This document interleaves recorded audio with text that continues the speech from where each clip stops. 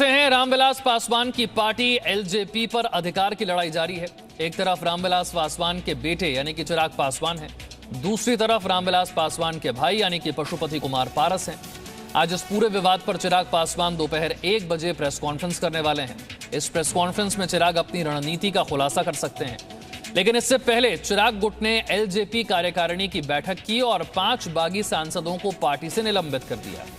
दूसरी तरफ पशुपति पारस गुट ने भी कार्यकारिणी की बैठक की और चिराग पासवान को राष्ट्रीय अध्यक्ष के पद से हटा दिया। ऐसे में अब चुनाव आयोग तय करेगा कि एलजेपी पर अधिकार किसका है।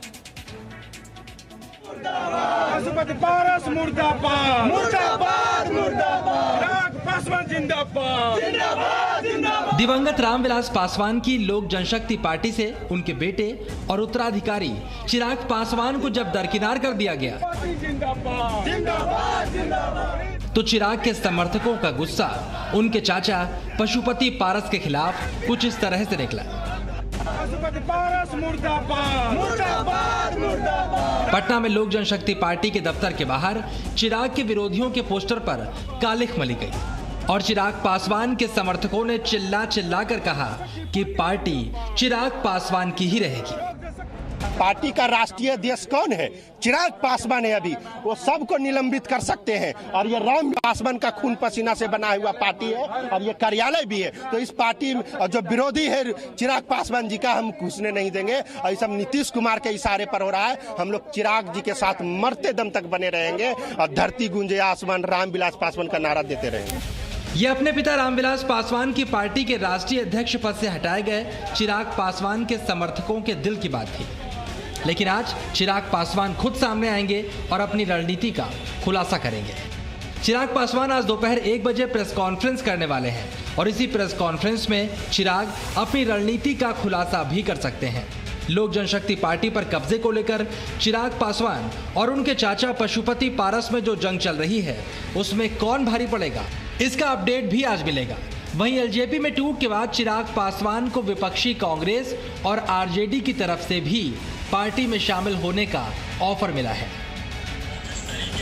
फिलहाल विपक्षी पार्टियों के ऑफर को दरकिनार करके चिराग पहले लोक जनशक्ति पार्टी पर अपने कब्जे की कोशिश में लगे हैं। इसी के तहत कल चिराग पासवान ने पार्टी कार्यकारिणी की वर्चुअल मीटिंग की और इस मीटिंग में 5 बागी सांसदों को पार्टी से निलंबित करने का फैसला हुआ। बैठक में सारे राष्ट्रीय कार्यकारिणी के जो भी हमारे सदस्य थे उन सब लोगों के सर्वसम्मत से 5 सांसदों को पार्टी से निकाला।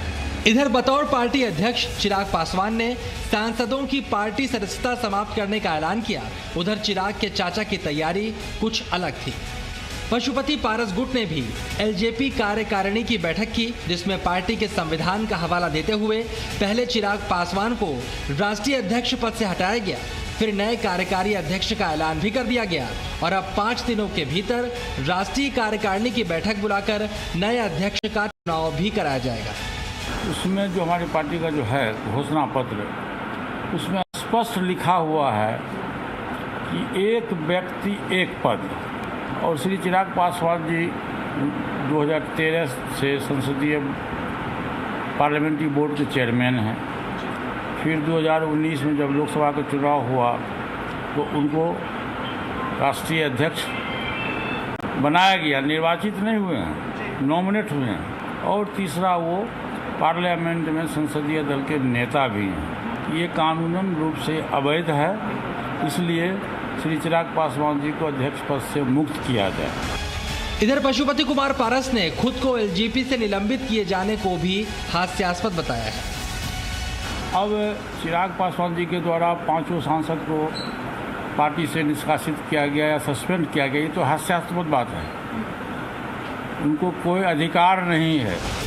इससे पहले चिराग ने चाचा के नाम बेहद भावुक ट्वीट किया। चिराग ने पुराना पत्र भी ट्विटर पर शेयर किया, जिसमें उन्होंने बताया किस तरह चाचा पशुपति कुमार पारस ने मुश्किल वक्त में साथ छोड़ दिया। चिराग पासवान ने ट्वीट में लिखा, पापा की बनाई इस पार्टी और अपने परिवार को साथ रखने के लिए मैंने प्रयास किया, लेकिन असफल रहा। पार्टी मां के समान है और मां के साथ धोखा नहीं करना चाहिए। लोकतंत्र में जनता सर्वोपरि है।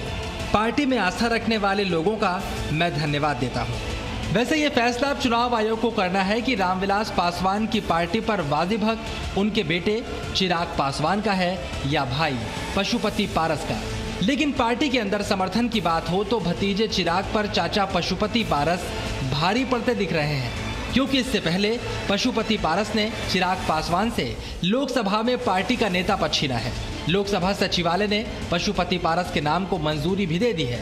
चिराग के लिए राहें मुश्किल है, लेकिन इन मुश्किलों में चिराग की उम्मीदों का चिराग कैसे जलेगा, इसका खुलासा आज हो सकता है। पटना से ब्रजेश मिश्रा और दिल्ली से नेहा के साथ रवि त्रिपाठी, जी media. Presenting V News app available on Google Play and App Store. Download it now.